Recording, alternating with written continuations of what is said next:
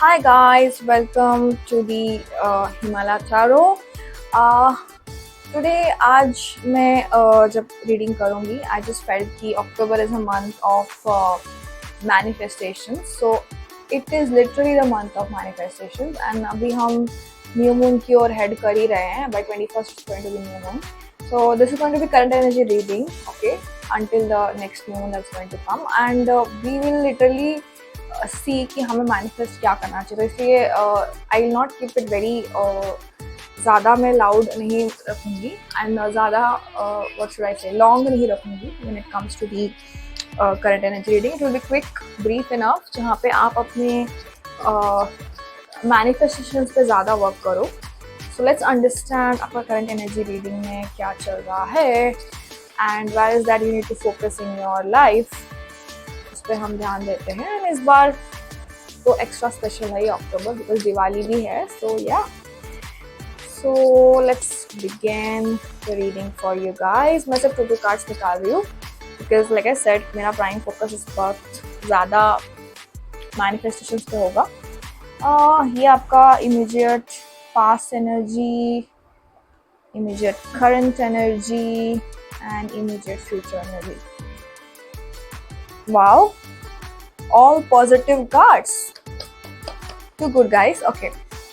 Immediate past energy में आपका दिख रहा है आप the chariot का कार्ड दिख रहा है, which means it talks about कि आप जितने भी आपके प्लान्स है एग्जीक्यूशन के मोड पे हो एंड आपने बहुत सारे प्लानिंग कर लिया है and you totally wanting to execute it. Just want की बोलते ना वो हम बोलते हैं कि बस मुझे एक चांस मिले और अब मैं एग्जीक्यूट करूँ अपने प्लान को. वैसा वाले एनर्जी में आप इमीडिएट पास्ट में दिख रहे हो. 10 of Pentacles again talks about money, okay, talks about the energy where you want to focus on your finances, career, you know, and this strictly looks like more of a career reading only. You have that energy reading. So it is a good thing. So आप सारे आपके जो भी अपने plans बनाए हैं आप पूरे एग्जीक्यूट करना चाहते हो, उस मोड में हो. बस एक चांस मिले, अपॉर्चुनिटी मिले और मैं एग्जीक्यूट करूँ. Lovely guys, be in that energy only. अब थर्ड एनर्जी में आ रहा है कि आप क्वीन ऑफ पेंटिकल्स के एनर्जी में, which is very beautiful energy again. जो भी आपके यू नो करियर को लेकर, फाइनेंसेस को लेकर जो भी आपके आइडियाज है, आप उन सारे आइडियाज को कैसे प्लानिंग में लाना है उस पर आप वर्क कर रहे हो. एंड इन जनरल ऑल्सो अगर आप कोई भी प्लान कर रहे हो अपने लाइफ को लेकर, दिस टॉक्स अबाउट कि आप फुल आपके दिमाग में ऑलरेडी एक व्हाट शुड आई से एक रोड मैप भी है, आप एग्जीक्यूट भी करना चाहते हो, उस एनर्जी में भी हो.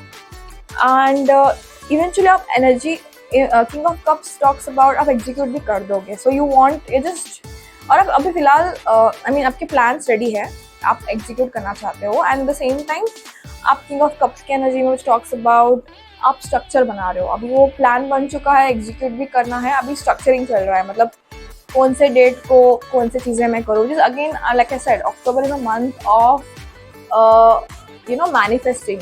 अफर्मेशंस भी क्या करें आप, क्योंकि आप क्वीन ऑफ पेंटिकल्स की एनर्जी में हो, तो आप जो भी अफर्मेशंस करोगे पॉजिटिवली सब मैनिफेस्टेशन होते हुए देखोगे by the month of December और by the month of February. दोनों में से एक मंथ में आपको एनर्जी दिखेगी, यू नो, आपकी बट जब आप कोई चीज़ मैनिफेस्ट करते हो, जब आप कोई चीज़ अफर्मेशंस करते हो ना, आप उसमें ऐसे अफर्मेशंस क्या करो कि like it's already done, already हो चुका है. लेकिन जो भी बड़े लोग होते हैं ना, all big people actually are doing affirmations. वो लोग बोलते नहीं हैं, तो वो लोग अफर्मेशंस करते हैं. Whether it's Virat Kohli, whether it is you know एक फेमस यूट्यूबर भी है, उनका नाम प्राजक्ता करके है, तो वो भी है. तो all of them, even recently जो एक क्रिकेटर है जो बहुत फेमस हो रहे हैं, वो उनका नाम है आई थिंक अभिषेक शर्मा, जो उन्होंने मस्त खेला था हमारे अभी एशिया कप के लिए.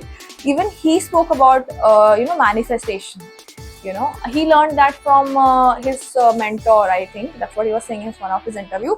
तो जो भी आप मैनिफेस्टेशंस करते हो ना गाइस, ऐसे करो कि आप वो ऑलरेडी, पहले तो आप मैनिफेस्टेशन करो, फिर उसको ऐसे करो कि as if it is already been done.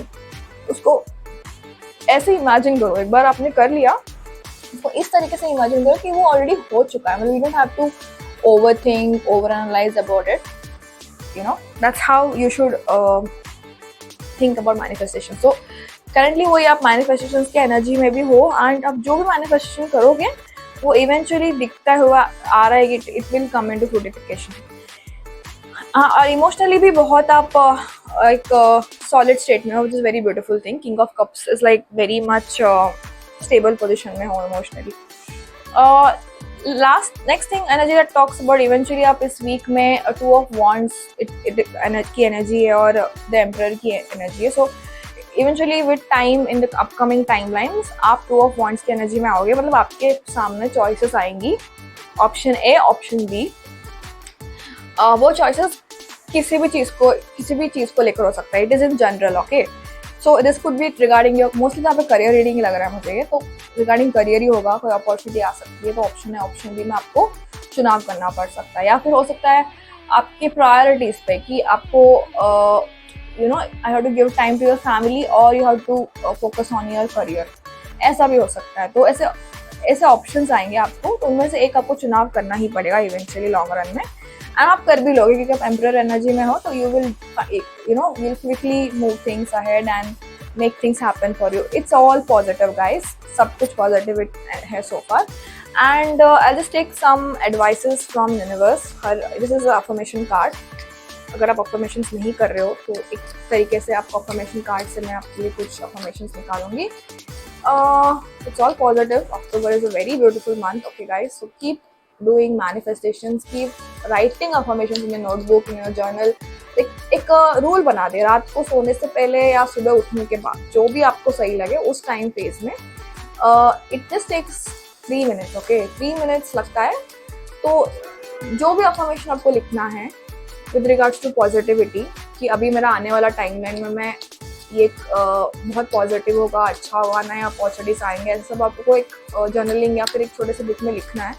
लिखने का इम्पोर्टेंस मैं इसलिए बोल रही हूँ क्योंकि बोलने से कुछ नहीं होता, लिखने से ज़्यादा चीज़ें फास्टर होता है. एंड हम यूनिवर्स को एक तरीके से बोल देते हैं कि हम श्योर हैं.